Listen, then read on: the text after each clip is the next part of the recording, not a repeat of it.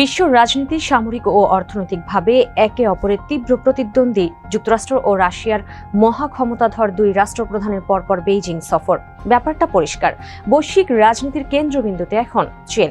ট্রাম্পের সফর শেষ না হতেই তড়িঘড়ি করে কেন বেইজিংয়ে গেলেন পুতিন? চীনের প্রেসিডেন্ট শি জিনপিং এর কাছে কি চান তিনি? চলুন জেনে আসা যাক। সঙ্গে আছি তামান্না খন্দকার।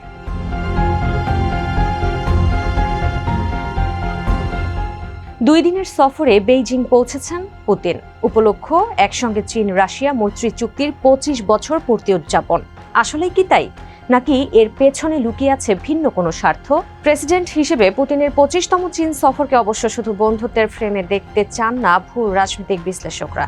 তাদের ধারণা, বৈশ্বিক অস্থিরতার মাঝেও নিজ স্বার্থ হাসিল করতে শীত দ্বারস্থ হয়েছেন পুতিন।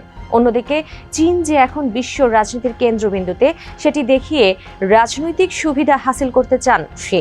এ ব্যাপারে অস্ট্রেলিয়ান ন্যাশনাল ইউনিভার্সিটির প্যাসিফিক অ্যাফেয়ার্স বিভাগের জ্যেষ্ঠ গবেষক গেম স্মিথ বলেন, বেইজিং এই কূটনৈতিক দৃশ্যপট খুব উপভোগ করছে। তারা বিশ্ব মনোযোগের কেন্দ্রবিন্দু হতে পেরে খুশি। তারা এটি দেশের জনগণের কাছে বড় করে তুলে ধরবে।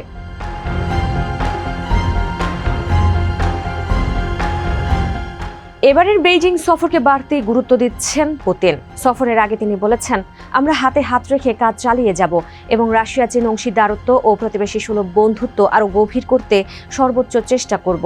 দুই দেশের সম্পর্ক এখন অভূতপূর্ব উচ্চতায় পৌঁছেছে বলেও দাবি করেন পুতিন।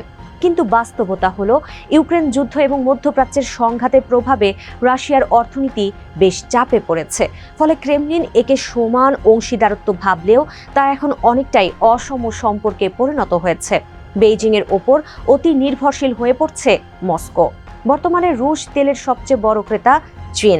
ইউক্রেন যুদ্ধ শুরুর পর থেকে সব মিলিয়ে $367 বিলিয়ন বেশি রুশ জ্বালানি কিনেছে দেশটি। আগামীতে এই ধারা আরও বাড়াতে পাওয়ার অফ সাইবেরিয়া 2 নামে 1600 মাইল দীর্ঘ গ্যাস পাইপলাইন নির্মাণে সম্মত হয়েছে দুই নেতা। এছাড়াও কাজাখস্তানের মাধ্যমে চীনকে আরও অতিরিক্ত 25 লাখ মেট্রিক টন তেল সরবরাহ করতে রাজি হয়েছেন পুতিন। তবে এই জ্বালানির দাম নিয়ে এখনও সমঝোতা হয়নি, কেননা মস্কোর ধারণা, ইরান যুদ্ধের পর রুশ তেলের চাহিদা বাড়ার বিষয়টি বেইজিং উপলব্ধি করতে পারছে। সম্প্রতি চীন রাশিয়ার দ্বিপাক্ষিক বাণিজ্য আরও বিস্তৃত হয়েছে। 2026 সালের প্রথম প্রান্তিকে দুদেশের দ্বিপাক্ষিক বাণিজ্যের আকার আগের বছরের একই সময়ের তুলনায় 16.1% বেড়েছে। এর আগে 2025 সালে দুদেশের মোট বাণিজ্যের পরিমাণ ছিল $240 বিলিয়ন। এ বাণিজ্য বিস্তৃতির মূলে রয়েছে রাশিয়ার ওপর পশ্চিমা নিষেধাজ্ঞা। ফলে বেইজিংই এখন মস্কোর অর্থনৈতিক ভরসা। পুতিন এটা উপলব্ধি করতে পারছেন, তবে শির ওপর আস্থা থাকায় চীন নির্ভরতায় খুব একটা বিচলিত নন তিনি।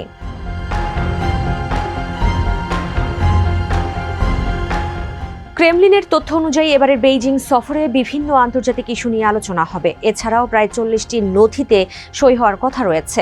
এরপর দুই দেশের অংশীদারত্ব আরও জোরদার করতে 47 পৃষ্ঠার একটি যৌথ বিবৃতি প্রকাশ করবেন। এছাড়াও বহুমেরু কেন্দ্রিক বিশ্ব ব্যবস্থা ও নতুন ধরনের আন্তর্জাতিক সম্পর্ক প্রতিষ্ঠার লক্ষ্যে একটি যৌথ ঘোষণাপত্র দিতে পারেন পুতিন ও শি।